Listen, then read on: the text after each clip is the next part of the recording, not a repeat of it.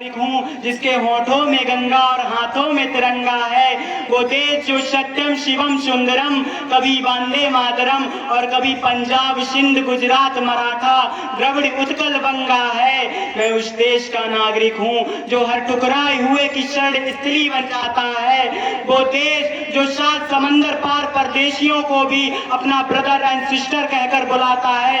यही प्रेम की पूज्य भूमि भारतवर्ष कहलाता है, भारतवर्ष कहलाता है।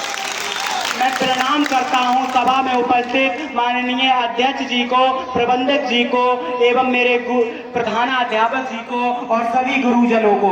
मैं नमस्कार करता हूं सभा में उपस्थित मेरे भाइयों बहनों। मैं आपके समक्ष खड़ा कक्षा 11वीं का छात्र शानू आप सभी को इस महान पर्व गणतंत्र दिवस की हार्दिक शुभकामनाएं देता हूं और इस अखंड भारत के विषय में चर्चा करता हूं। इस अखंड भारत के विषय में चर्चा करता हूं।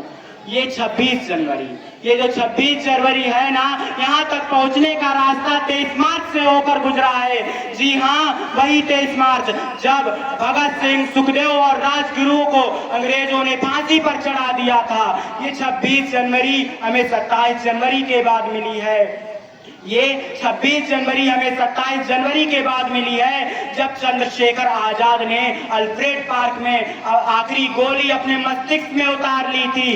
ये 26 जनवरी हमें 30 अक्टूबर के बाद मिली है जब लाला लाजपत की बूढ़ी हड्डियों को जब लाला लाजपत राव की बूढ़ी हड्डियों को जेम्स स्कॉट की बेदर्द लाठियों ने बरस बरस कर तोड़ दिया था। ये 26 जनवरी हमें 30 जनवरी के बाद मिली है जब बापू हे राम कहकर हमें हमेशा के लिए छोड़ गए थे। क्या हुआ?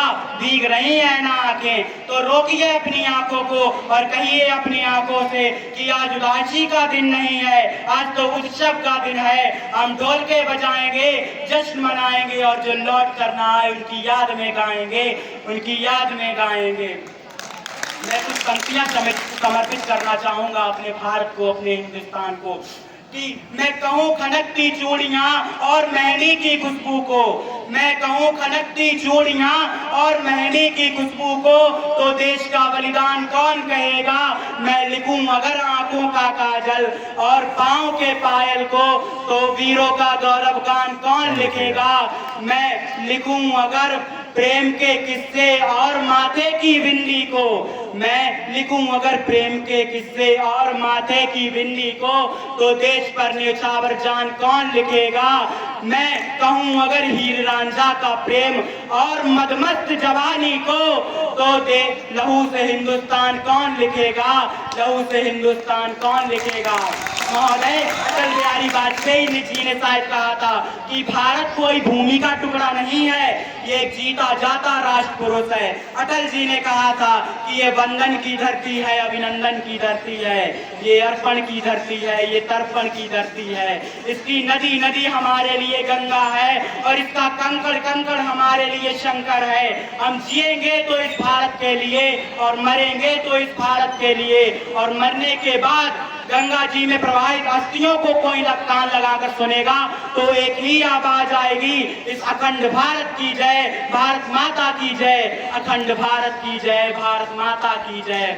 महोदय, अब मैं उस ओर रुख लेना चाहूंगा जिनकी वजह से आज ये सभा लगी है, जिनकी वजह से आज ये मंच पर मैं खड़ा हूँ। जी हाँ, मैं उन्हीं शहीद वीरों की बात कर रहा हूँ जो अपने प्राणों की आहुति इस भारत को दे देते हैं, अपने राष्ट्र हित में अपने प्राण न्यौछावर इस भारत को कर देते हैं। कि आंखों के 2 बूंदों से वो 7 सागर हारे थे, आंखों की 2 बूंदों से वो 7 सागर हारे थे, जब मेहंदी वाले हाथों ने मंगलसूत्र उतारे थे, मेहंदी वाले हाथों ने मंगलसूत्र उतारे थे। जी हाँ महोदय, कुछ ऐसा ही मंजर था 14 फरवरी 2019 को जब सीआरपीएफ के 45 जवानों ने अपने प्राणों की आहुति अखंड भारत को दे दी थी। उस दिन तिरंगा फहराने से ज्यादा कफन में दफनाने के काम आया था। उस दिन तिरंगा फहराने से ज्यादा कफन में दफनाने के काम आया था। अब तो ये कुर्बानियां देखकर हमारा तिरंगा झंडा भी हमसे पूछने लगा है कि क्या बात है भारत, अब मैं फहराने से ज्यादा कफन में दफनाने के क्यों काम आने लगा? अरे महोदय, हृदय तो उस दिन फट जाता है जब एक बूढ़ी माँ अपने बेटे के चित्रों को देखकर कहती है कि साहब आप तो भर्ती में आधा इंच भी कम नहीं देते, मैं आधा शरीर कैसे ले लूं। महोदय, इन्हीं मानवाधिकारों के कारण आतंकवादियों की नानफनी हस्ती है और एक शहीद हुए विधवा के शहीद हुए जवान के आंगन की तुलसी रोती है जब एक शहीद हुए विधवा की वेदना चीख चीख कर कहती है कि प्यार भी भरपूर गया, मांग का सिंदूर गया, नन्हे नौनिहालों की लंगोटियां चली गईं, छोटी छोटी बेटियों की चोटियां चली गईं और आपके लिए तो एक आदमी मरा है साहब, मेरे घर की तो रोटियां चली गईं, मेरे घर की तो रोटियां चली गईं।